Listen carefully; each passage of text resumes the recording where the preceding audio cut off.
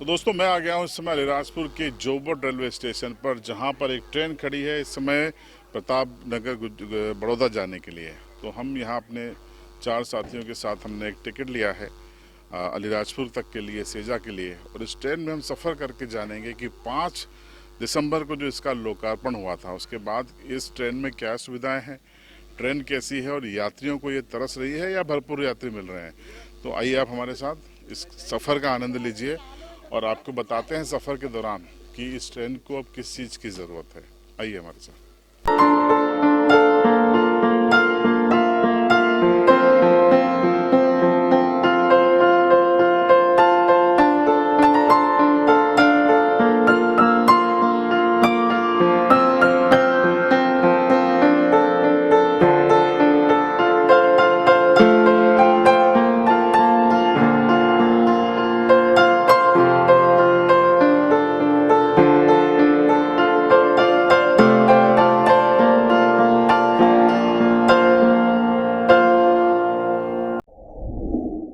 तो दोस्तों अभी हमारी गाड़ी जोबट के स्टेशन को छोड़ रही है, धीरे धीरे तस्वीरें आप देखिए।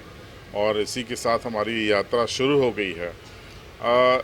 लंबे समय के बाद, आज़ादी के करीब 76-77 साल बाद इस इलाके के कई बुज़ुर्गों ने पहली बार ट्रेन देखी।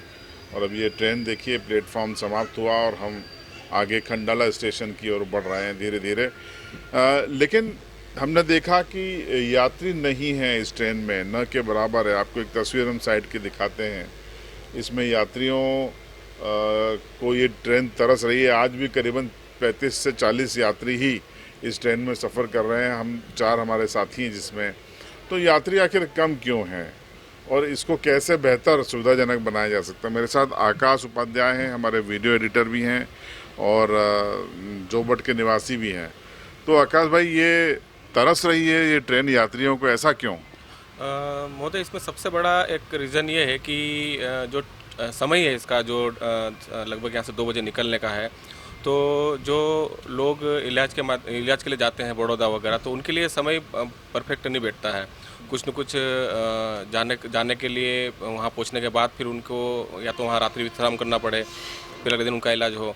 तो थोड़ा समय का है। एक जो ट्रेन अलीराजपुर जो नाइट हाल्ट करती है और सुबह 5 बजे निकलती है, अगर वो ट्रेन अगर जोबट से स्टार्ट हो जाए तो संभवतः फिर यात्रियों की संख्या बढ़ेगी और उसमें व्यापारी लोग भी जा पाएंगे और खरीदी अपने करके और वापसी आ सकते हैं समय पे। अभी अगर इस ट्रेन की हम बात करें तो कितने प्रतिशत लोग स्वास्थ्य कारणों के लिए जाते हैं बड़ौदा, कितने व्यापारिक कारणों से, कितने लेबर वर्ग जाता है या कितना व्यापारी जाता है, क्या लगता है? ज़्यादातर तो लेबर वर्ग ही जाता है और इलाज के लिए अभी कम लोग जा रहे हैं और व्यापारी लोग तो मेरे हिसाब से शायद ही जा रहे होंगे, क्योंकि अभी जो इसका जो टाइमिंग का जो इशू है, तो व्यापारियों के लिए तो अभी मेरे हिसाब से यहाँ व्यापारी बहुत कम लोग जाते होंगे।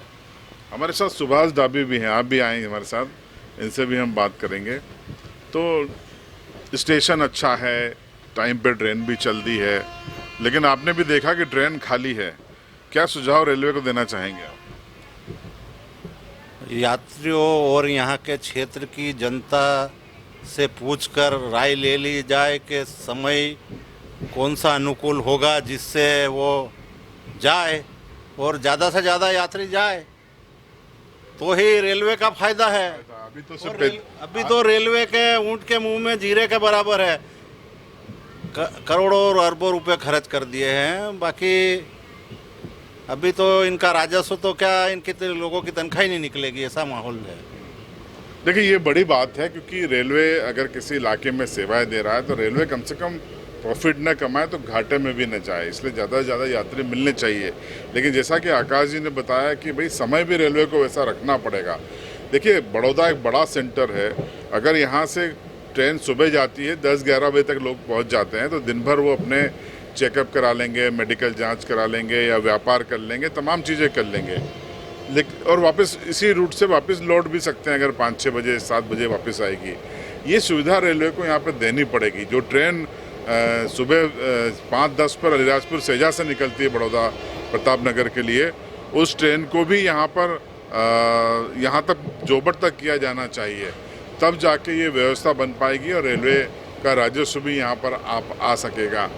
अभी आदिवासी अंचल में आपने ट्रेन दे दी है, अच्छी बात है, और हो सकता है कि आगे जब ये जोबट से टांडा और धार तक पूरा प्रोजेक्ट पूरा हो जाए, छोटा उदयपुर से लेकर ये पूरा प्रोजेक्ट बना है धार तक के लिए, तब शायद और ट्रेनें शुरू हों। चर्चा है कि जोबट से सूरत के लिए भी शुरू होगी, जोबट से मुंबई तक की कनेक्टिविटी संभव है, लेकिन रेलवे नफ़ा नुकसान देखेगा। रेलवे बोर्ड ये तय करेगा कि हमको यहाँ कितना राजस्व मिल सकता है या नहीं। आप अंचल का व्यू भी बताते जाइए। देखिए, ट्रेन के साथ खूबसूरत व्यू भी आपको दिखाई देगा। ये जोबट के आउटर के इलाके हैं, बाईपास के इलाके हैं, ये यहाँ से ट्रेन गुजर रही है। आपको एक ड्रोन व्यू भी हम साथ में बता देते हैं। ड्रोन व्यू आप देखिए, कितना खूबसूरत तरीके से ये लोकेशन दिख रही है। ये खंडाला के आसपास का इलाका है, गेहूं के खेत हैं, ताज़ा सिंचाई हुई है, और आसपास खूबसूरत ताड़ी के पेड़ भी आपको नज़र आएंगे। एक ये नदी है, बहुत खूबसूरत व्यू।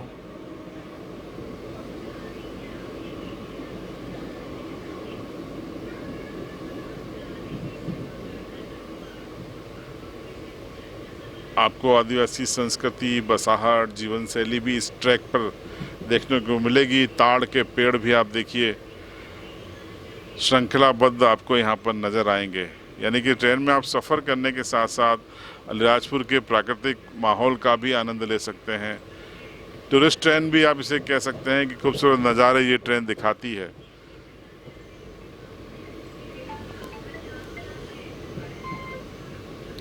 तो कुल 12 डब्बे की इस ट्रेन में, जो कि जोबट से प्रतापनगर बड़ोदरा के लिए जा रही है, इसमें हमने सफ़र किया। सफ़र करके आपको ट्रेन का हाल बताया, आसपास का लोकेशन बताया। लोकेशन बेहद खूबसूरत है, ट्रेन का सफ़र भी आनंददायक है, लेकिन बस अफसोस हो रहा है कि ट्रेन का टाइम सही नहीं है, और रेलवे का राजस्व का घाटा भी यहाँ पर साफ दिखाई दे रहा है। आप क्या सोचते हैं इस बारे में? कमेंट बॉक्स में अपनी राय ज़रूर दीजिए। चैनल पर नए हों तो सब्सक्राइब जरूर कीजिए और बेल आइकन दबाइए।